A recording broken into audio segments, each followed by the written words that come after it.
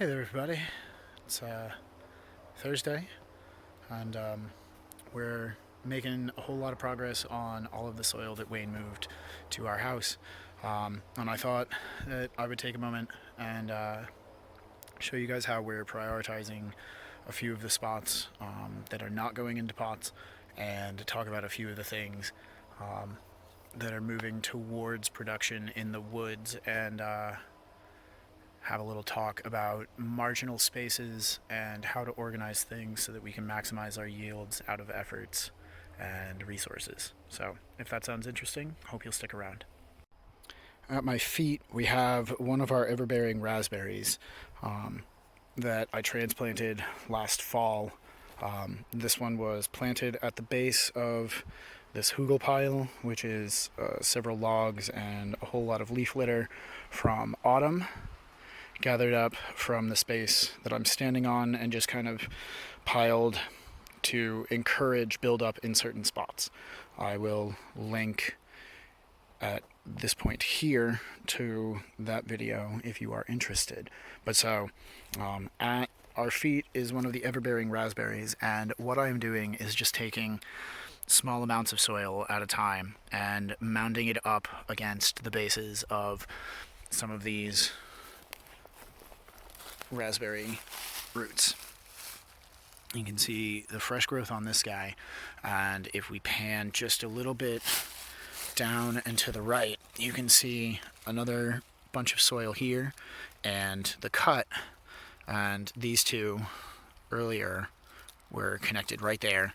And so this one is going to, because this is second year wood, this will start sending up new things that will fruit this year, hoping that this guy will send up something that will fruit this year, and hopefully we'll have more coming out of this mound here.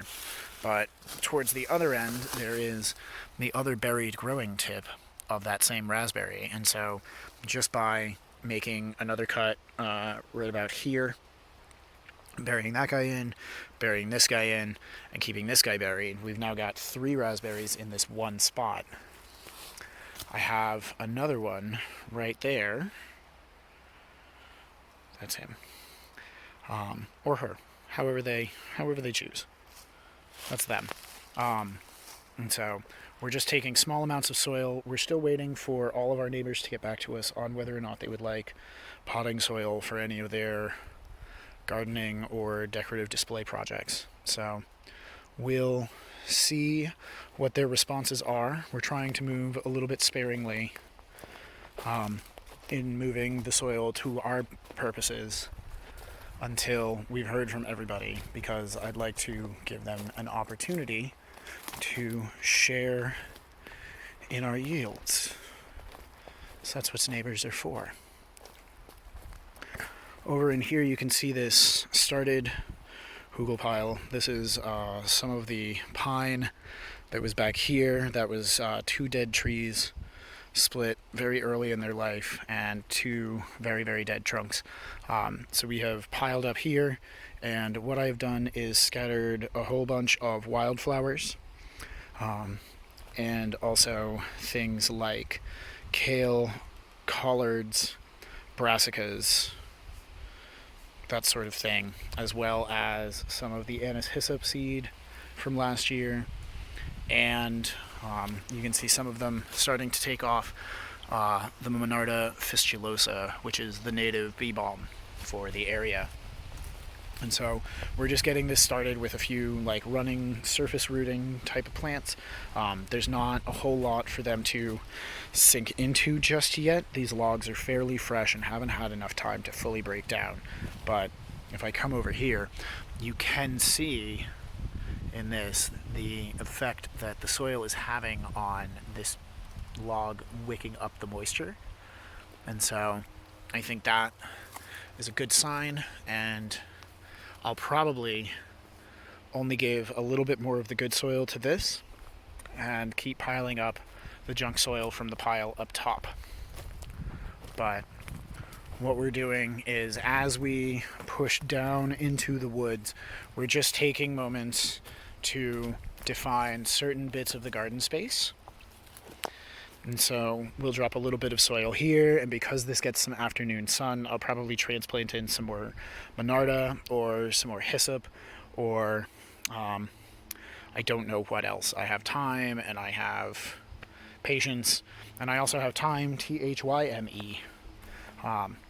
This was my project yesterday.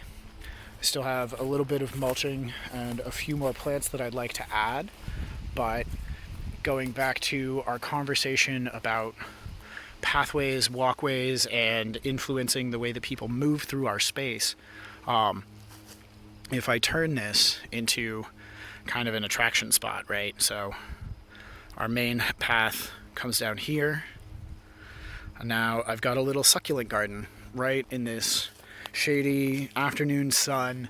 It'll get some noonish sun as well, but I think that I'm going to bring in some calanchos and maybe like an aloe vera or three, and just have a little succulent area, something that is a nice, easy, colorful, different display. All of these rocks came from the pile way up there. You can almost see it up there.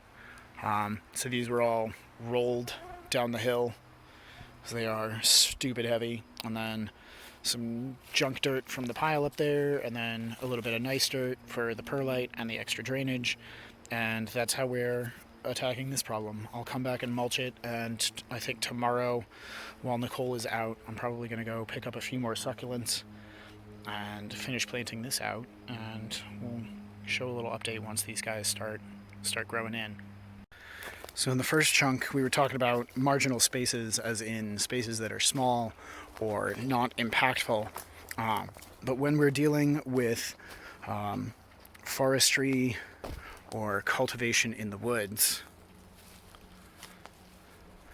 what we have to remember is that our sun hours are predicated on where the canopy is, but the trunks of the trees are going to give us very much a definite shaded out growing space. And while we might have things like Lysomachia that grows in here in sparse conditions, this amount of shade for this amount of time during the day is going to hamper growth on a lot of our plants.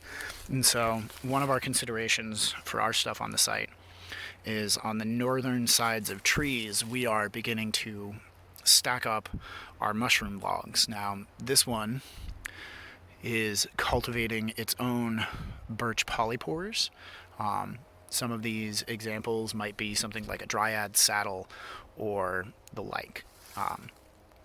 Polypores are generally a medicinal mushroom and have a lot of health benefits, and so we are taking birch trees that have come down on their own or that we've seen the mushrooms growing from. And so you can see where flushes have happened before.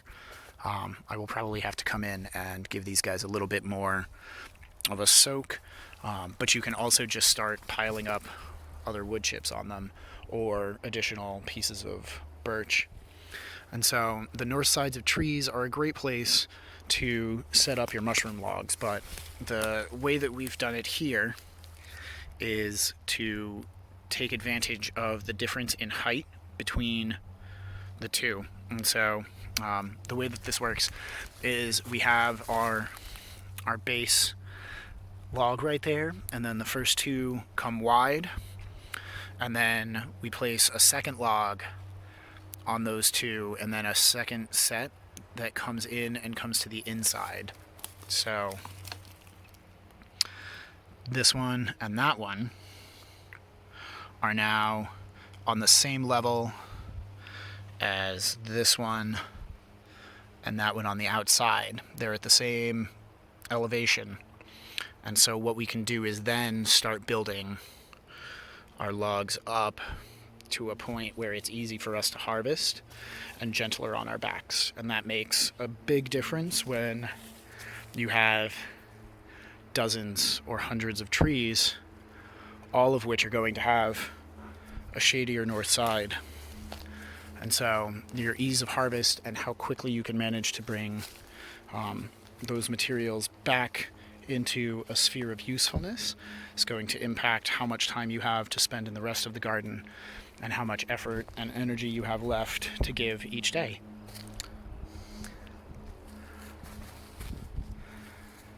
I think with all of the projects that I have going on down here, I think this is going to be the year I have to figure out aeration for this pond. My thought is a solar array on the north side to face south and west. You can see the amount of sunlight that we have released to that space over there.